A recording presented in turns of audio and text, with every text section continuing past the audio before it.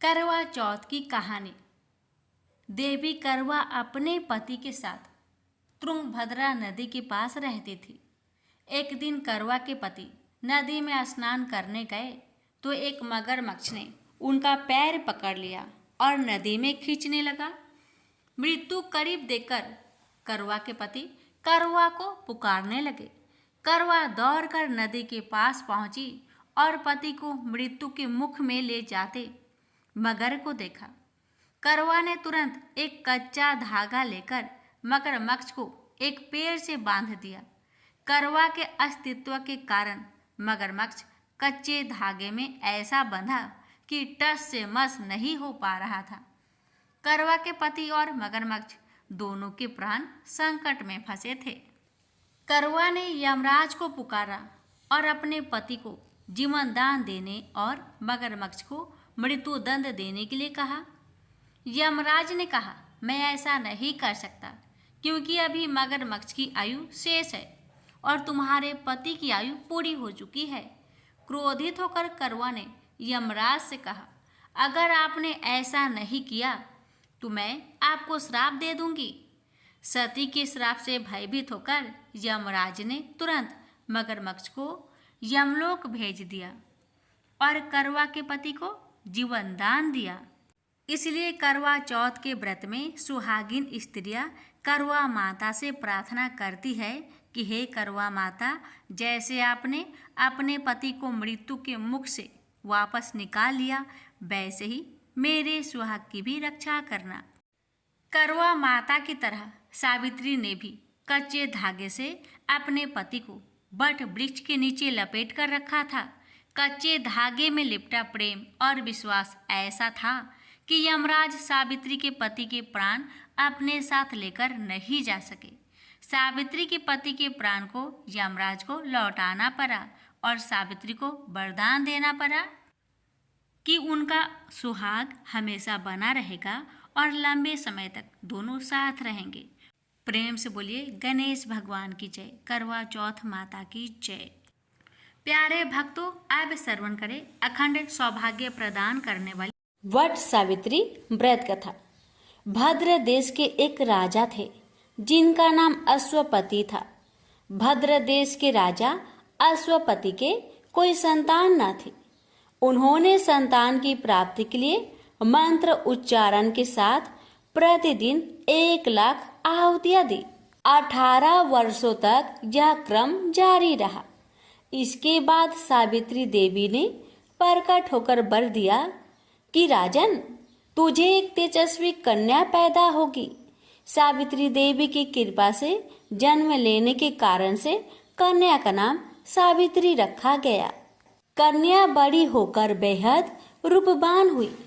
योग वर न मिलने की वजह से सावित्री के पिता दुखी थे।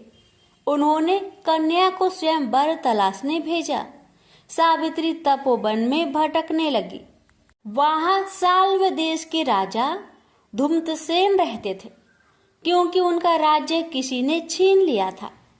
उनके पुत्र सत्यवान को देखकर सावित्री ने पति रूप में उनका वरण किया। श्री राज नारद को जब यह बात पता चली तो वह राजा अश्वपति के पास पहुंचे और कहा कि हे राजन, यह क्या कर रहे हैं आप? सत्यवान गुणवान है, धर्मात्मा है और बलवान भी है, पर उसकी आयु बहुत छोटी है। वह अल्पायु है। 1 वर्ष के बाद ही उसकी मृत्यु हो जाएगी। ऋषि राज नारद की बात सुनकर राजा अश्वपति घोर चिंता में डूब गए।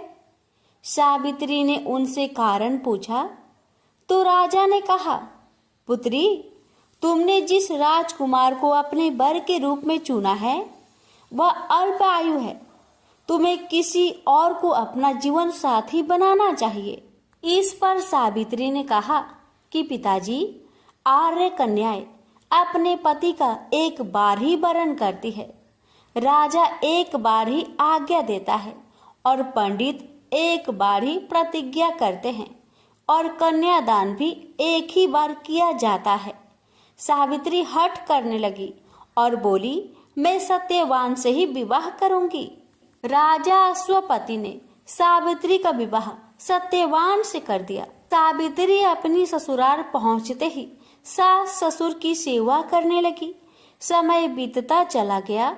नारद मुनि ने सावित्री को पहले ही सत्यवान की मृत्यु के दिन के बारे में बता दिया था। वह दिन जैसे जैसे करीब आने लगा, सावित्री अधीर होने लगी। उन्होंने 3 दिन पहले से ही उपवास शुरू कर दिया।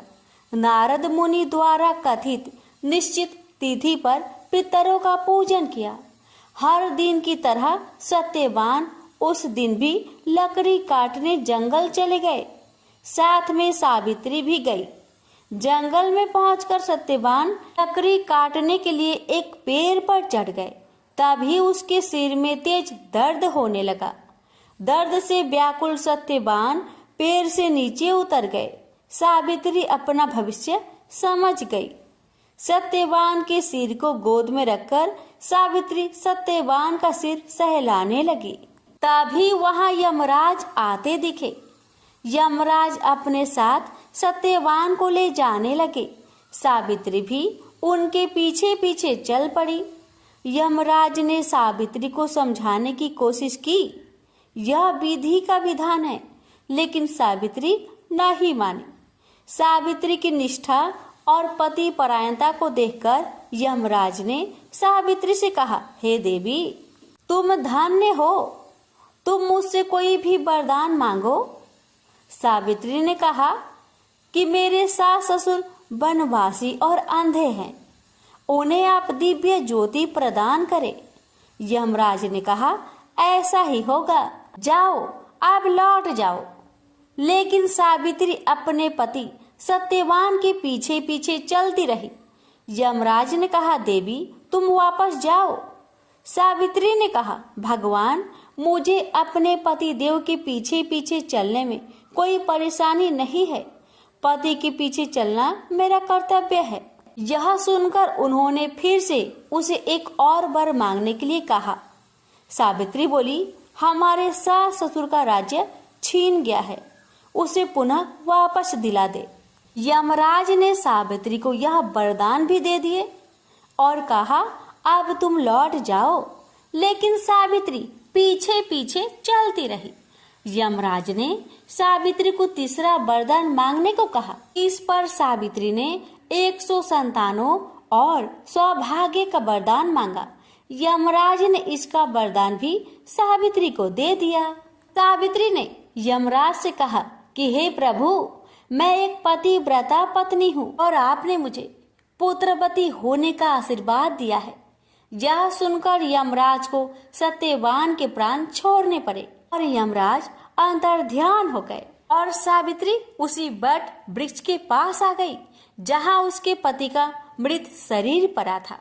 सत्यवान जीवित हो गया और दोनों खुशी खुशी अपने राज्य की ओर चल पड़े। दोनों जब घर पहुंचे तो देखा कि माता पिता को दिव्य ज्योति प्राप्त हो गई है। इस प्रकार सावित्री सत्यवान चिरकाल तक राज्य सुख भोगते रहे। अतः पतिव्रता सावित्री के अनुरूप ही प्रथम अपने सास ससुर का उचित पूजन करने के साथ ही अन्य विधियों को पारंभ करे। बट सावित्री व्रत करने और इस कथा को सुनने से उपासक के वैवाहिक जीवन या जीवन साथी की आयु पर किसी प्रकार का कोई संकट आया भी हो तो वो टल जाता है। प्रेम से बोलिए, यमराज भगवान की जय, सावित्री माता की जय, सत्यवान की जय।